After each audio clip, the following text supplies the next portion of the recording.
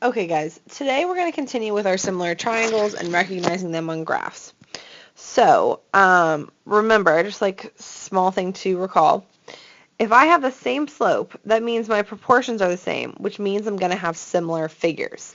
So again, if I look at these triangles, A, B, C, and then A prime, B prime, C prime, these look like similar figures because their shape is the same and their size is slightly different.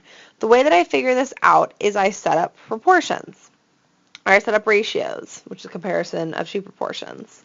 So 5:10, if I reduce that down to its simplest form, by dividing by 5 on both sides, that becomes 2 to 1. So our proportion there is 2 to 1. Now, if I set up 7 and 14, because those are corresponding sides, if I divide by 7, again, my ratio simplifies down to 2 to 1. So since these are the same, these triangles are proportional, and they are also similar. Let's move into our steps. Okay, so we pretty much have 3 steps, and this whole lesson is very similar to what we did yesterday. If I want to determine if figures, and by figures I mean triangles, are similar, my first step is to plot the triangles. My second step is to find the slope of the hypotenuse, which again is my longest side of my triangle. So in this triangle will be this one. Third, compare the proportions to determine similarity.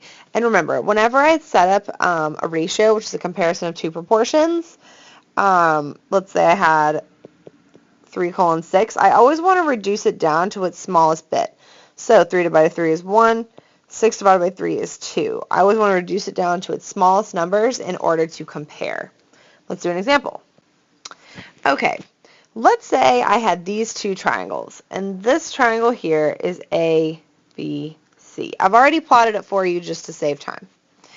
I want to figure out if ABC is similar to triangle A prime, B prime, and C prime. And since my triangles are already plotted, the next thing I have to do is just find the slope of the hypotenuse. So on triangle ABC, I'm going to find the rise and the run between A and B. So my rise is 1, 2, 3, 4, 5, 6, 7, 8, 9, 10. So I have a rise of 10 and a run of 1, 2, 3, 4. Now, if I were to flip it around, turn that into a ratio, 10 to 4, if I divide both sides by 2, 10 divided by 2 is 5, 4 divided by 2 is 2.